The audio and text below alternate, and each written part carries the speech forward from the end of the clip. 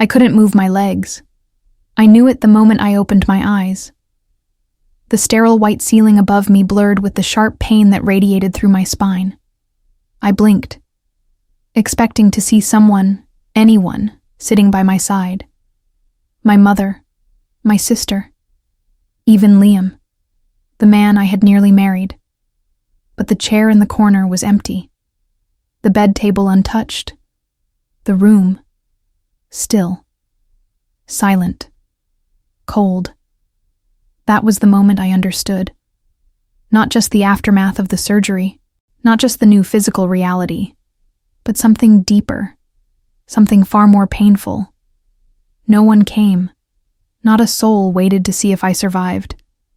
I had been dramatic, they said, attention-seeking, always making things bigger than they were.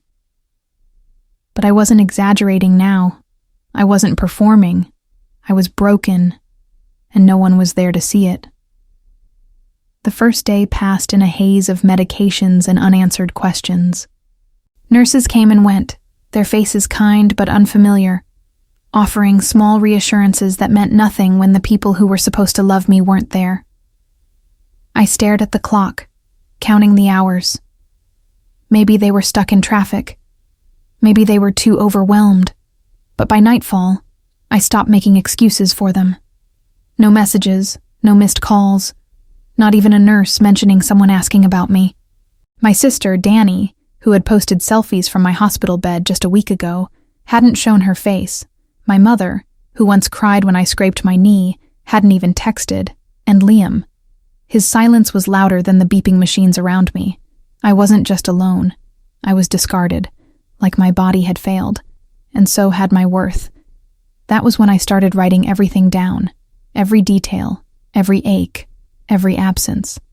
Not to vent, but because I already knew, someday, I would use every word. On the third morning, the physical therapist came in with a clipboard and a forced smile. He introduced himself, said we'd start gently, just to see what I could tolerate. I nodded, pretending I had the energy for politeness. But the truth is, I wasn't scared of the pain. I was scared of what came after, of rebuilding in silence, of pushing a wheelchair through a world where no one even held the door open. He lifted my legs, asked me to try flexing my toes. I tried. Nothing. Just a numb weight that used to carry me through dance classes, protests, long walks home after bad dates. Now, useless. But I didn't cry. Not then. I stared at the window, at the world outside that kept moving while mine had frozen. And I whispered something I hadn't dared say out loud until then. Maybe I don't need them anymore. It was small, quiet, but it cracked something open in me. I wasn't healed, but I was beginning. The hospital room became my cave of reckoning. Day by day, I peeled back the lies I'd once believed. That family always shows up. That love is proven in crisis. That being dramatic made me unworthy of care. I remembered every time they rolled their eyes when I said I was tired, every joke about me being too sensitive, too emotional, too much. But now I saw it clearly. Those were just ways to silence me, to keep me from calling out their neglect dressed as tough love. I wasn't dramatic. I was ignored, gaslighted, discarded because I made them uncomfortable with my truth. And now that truth had a body, paralyzed, fragile, undeniable. But it also had a voice. And that voice was mine. So I asked the nurse for a journal. She handed me one with a soft blue cover. That night, I wrote until my hand trembled. Not for them. For me. Because if I ever stood again, I'd do it with a spine stronger than any bone. A week passed. Still no visits, no flowers, no texts. But something strange happened in that emptiness. I stopped expecting them. I stopped checking the door each time it opened. I started focusing on the sound of my breath, the twitch of a nerve in my thigh, the way the light shifted on the ceiling tiles, Healing, I learned, isn't always about movement. Sometimes it's about stillness, about being forced to listen to your own silence and not be afraid of it. The therapist noticed the change. "You're more grounded," he said one morning. I didn't answer. Not because I was rude, but because he didn't understand. This wasn't peace. It was preparation. Something inside me was shifting. I wasn't just recovering. I was remembering who I was before I bent myself into someone convenient. Someone quiet. Someone lovable only when smiling. And the woman waking up now, she wasn't here to be palatable. She was here to be powerful. By the second week, I asked for a mirror. The nurse hesitated. "Are you sure?" She wheeled it in and positioned it beside the bed. I turned my head slowly and looked. Really looked. My face was thinner, my eyes darker. But there was something behind them. A steadiness. A knowing. I had spent so much time chasing approval, twisting myself into a version others could applaud. And for what? A fiancé who ghosted me when my body failed. A family who only showed up when there were photos to post. No more. I stared into that mirror and made a promise. I would never beg for space in someone else's life again. My worth wasn't negotiable. I might be learning to live with new limitations, but I wasn't broken. I was sharpening. I closed my eyes and pictured it. Not revenge, not rage, just truth. And truth, when lived fully, becomes something they can't ignore. Eventually, they would hear me. The letter came on a Thursday. A cream-colored envelope tucked beneath my lunch tray. No sender, just my name, scrawled in my mother's handwriting. For a moment, I couldn't breathe. My fingers trembled as I unfolded it. "We thought it was best to give you space. You needed time to reflect. We'll come when you're ready." That was it. No apology, no acknowledgement. Just a rewritten narrative. Again. I wasn't abandoned.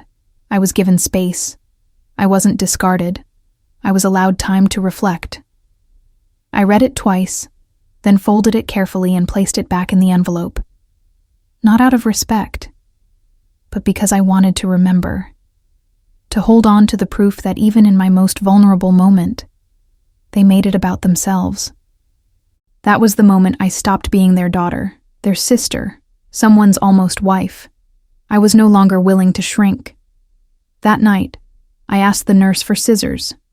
I cut off my hospital bracelet. I didn't leave yet. But in my mind, I had already gone. A month later, I was transferred to the rehab center. New walls, new routines. But the emptiness traveled with me like a shadow. Still no visits, not even a voicemail. But now, that silence was useful. It gave me space to rebuild, on my own terms.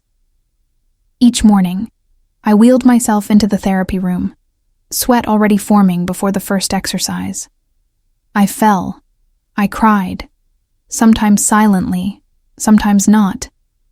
But I got back up, because I had made a decision. They might have erased me from their version of the story. But I was writing a new one. I no longer practiced to be impressive. I practiced to be independent. Every small victory, a twitch, a shift, a breath through the pain, became sacred. The nurses started noticing. "You're different," one whispered.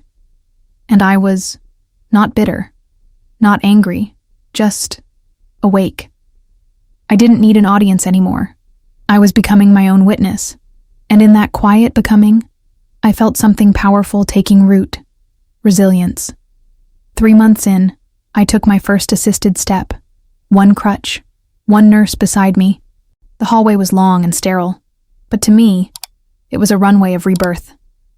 I moved slowly, deliberately, every inch earned through pain and solitude. I didn't cry. I didn't laugh. I just walked. Not for them. For me. And that night, alone in my room, I allowed myself to imagine the future again. Not the one I'd once planned, filled with wedding colors and family dinners, but one built on my own terms. I began applying for remote jobs. I reached out to a support group for women rebuilding after abandonment. I started a blog, anonymous, raw, real, and women began to write back. I thought I was the only one said. Thank you for saying it out loud. I wasn't healed, not fully, but I was no longer invisible. I was creating space, not begging for it, and for the first time in years, I wasn't afraid of being alone. I was proud of it. One morning, I opened my blog inbox and found a message that made my fingers freeze over the keyboard. Is this you? It was from Danny, my sister, the one who hadn't visited, called, or written, the one who had posted a bikini pic the day I went into surgery. I stared at the screen, heart thudding, unsure if it was anger or just the old reflex to care. She had found me, not through family, not through effort, but through the story I shared anonymously. I didn't reply, not immediately. I read her message again. Then I clicked to her profile. Nothing had changed. Still the curated perfection, the staged brunches, the performative captions. And I realized she wasn't reaching out because she missed me. She was reaching out because the truth was starting to surface, and it scared her. I didn't owe her closure. I owed myself peace, so I closed the message, not out of spite, but out of wisdom. Some silence is healing. Some doors are better left shut. Weeks later, Liam sent flowers, a bright, expensive bouquet delivered to the rehab center with a card that read, I didn't know what to say back then. I'm sorry. The nurses were giddy. He must still love you, one whispered. But love doesn't vanish when the pain comes. Love shows up. And he didn't. He left when I was hooked to machines, fighting for function. He left when I needed someone to hold my hand through the unknown.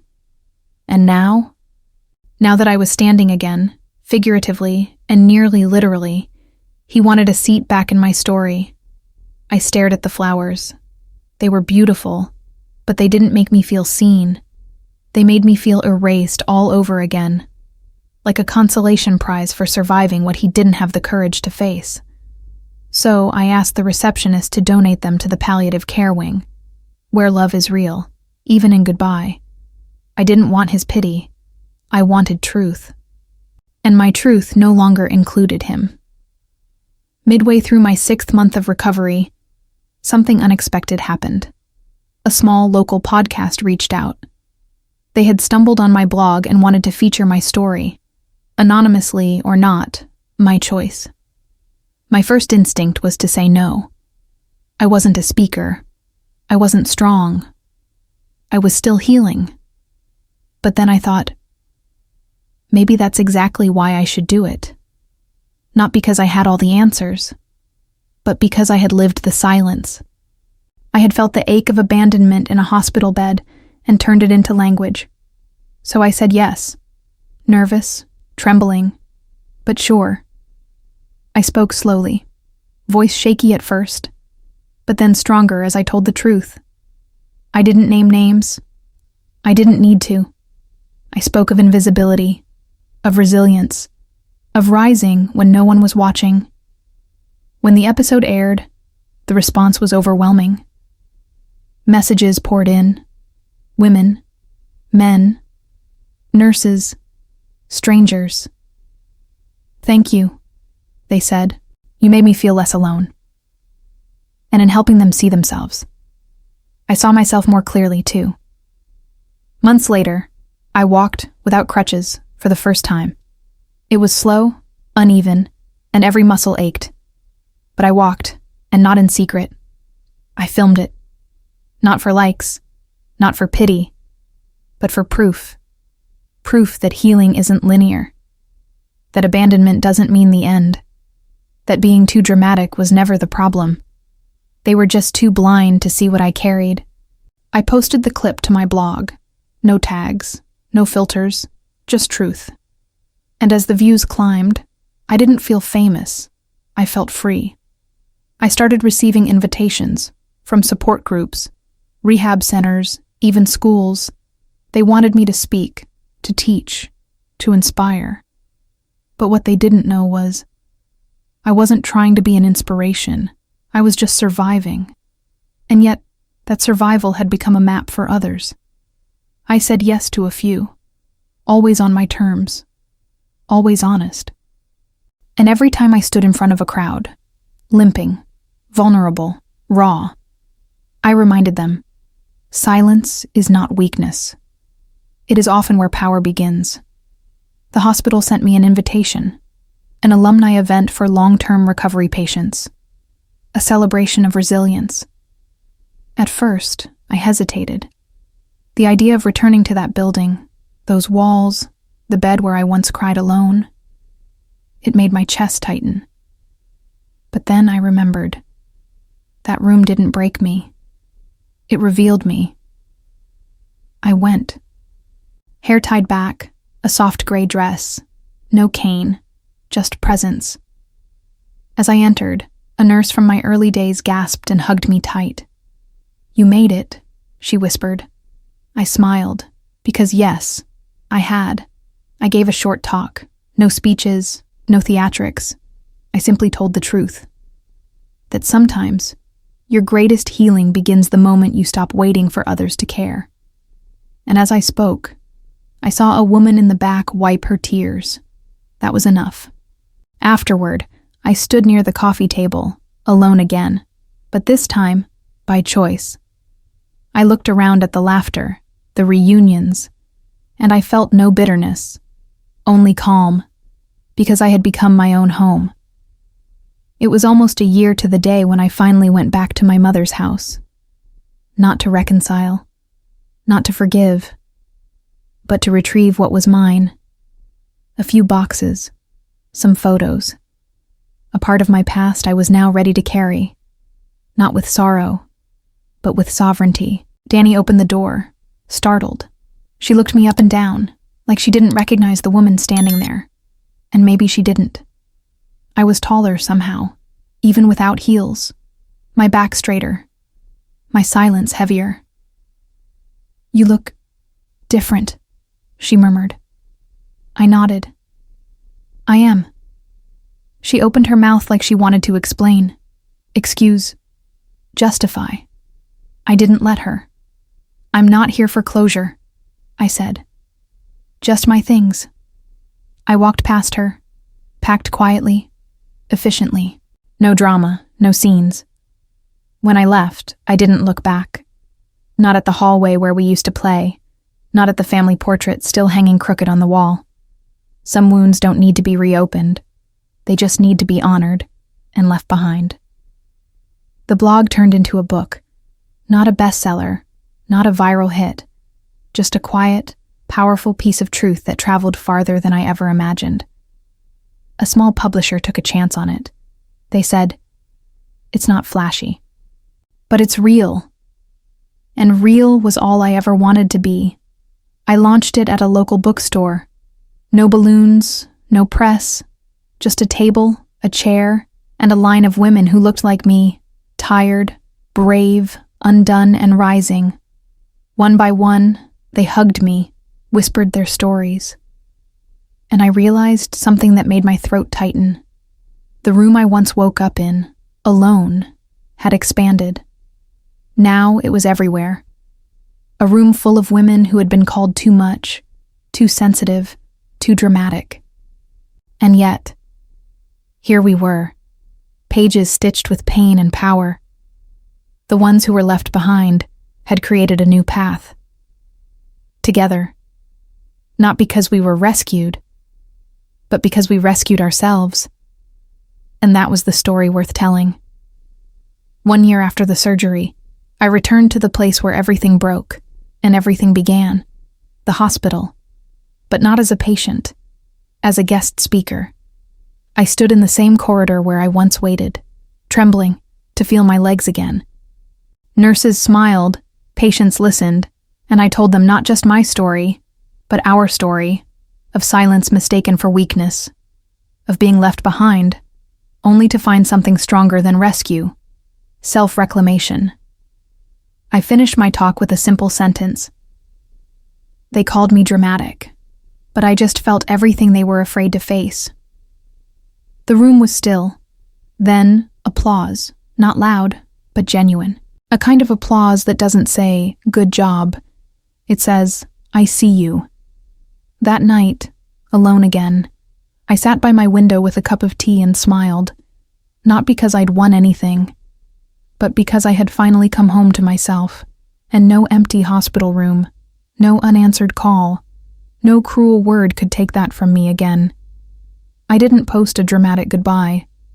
I didn't make a speech about healing, but on the quiet anniversary of the day they left me alone in that room, I did one thing.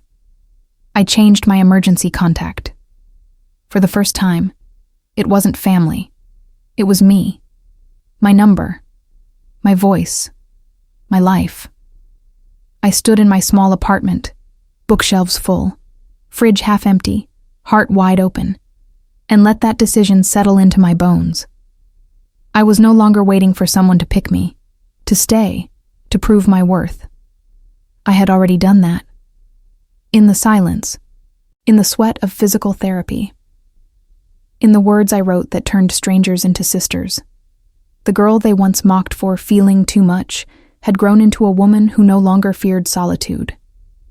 I didn't need them in the waiting room. I had become the room, a place where truth was safe, where feeling was sacred. And when I finally turned off the light that night, it wasn't dark. It was full. The last time I visited that hospital room, it was empty. Not the kind of emptiness that wounds, but the kind that closes a chapter. I stood by the window where I once stared in silence, begging the world to notice I was still here, but I no longer needed to be noticed. I had become someone even I could trust. I placed a small card on the nightstand. No names, just a single line. She didn't disappear. She rebuilt. Then I left. Not rushed, not emotional, just steady. Outside, the sun was low, casting long shadows across the pavement.